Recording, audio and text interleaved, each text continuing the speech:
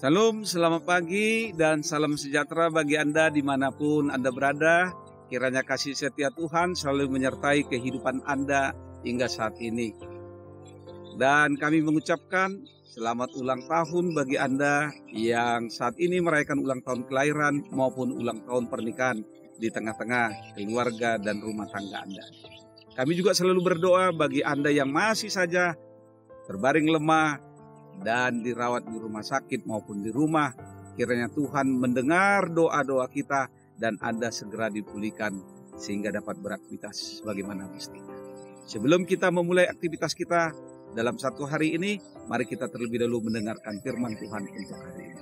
Firman Tuhan pada hari ini diambil dari kitab Yesaya 60 ayat 10. Jadi orang-orang asing akan membangun tembokmu dan raja-raja mereka akan melayani engkau. Sebab dalam murkaku aku telah menghajar engkau, namun aku telah berkenan untuk mengasihani engkau. Dalam bahasa Batak, jadi ikon Paulion ni halak seleban muse akaparikmu jala aka raja nasida marhala doiho ai de bagasan rimashu doho hulin singi nasailaon jala di bagasan taluk ni rohaku nunga huasi noing. Demikian firman Tuhan. Saudara-saudari yang terkasih di dalam Tuhan kita Yesus Kristus, mungkin kita akan berpikir dengan kata-kata ajaran yang ada di benak kita adalah suatu pukulan yang bertubi-tubi untuk memuaskan amarah yang sedang memuncak, yang berakibat menimbulkan rasa sakit yang sangat mendalam. Tindakan mengajar ini biasanya dilakukan oleh seseorang yang memiliki atau menaruh dendam atau kebencian kepada orang lain. Saudara, di dalam kekristenan tindakan tidaklah demikian. Ajaran yang dilakukan oleh Tuhan terhadap anak-anaknya bukanlah karena Dia tidak mengasihi kita, tetapi justru sebaliknya, ini adalah bagian dari kasih-Nya. Karena Tuhan mengajar orang-orang yang dikasihinya dan Ia menyesahkan orang yang diakuinya sebagai anaknya. Ini yang dikatakan di dalam Ibrani 12 ayat 6. Tuhan mengajar kita bukanlah untuk melampiaskan amarah dan kebenciannya kepada kita, tetapi dengan maksud dan tujuan supaya kita memiliki kehidupan yang berkualitas, yang bermutu, dan bermanfaat. Tuhan mengasihi kita apa adanya, namun Ia tidak akan pernah membiarkan kita tetap di dalam keadaan yang apa adanya, karena Ia akan memproses dan membentuk kita sampai kita menghasilkan buah-buah yang terbaik di tengah-tengah kehidupan kita.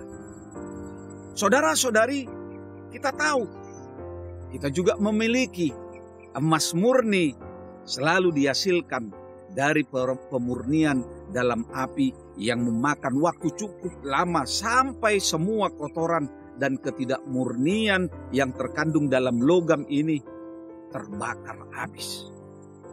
Bagaimana pengrajin emas tahu bahwa kekotoran atau kotoran di dalam emas itu habis terbakar? Ia akan melihat, membayangkan dirinya sendiri pada emas yang sedang dileburnya itu.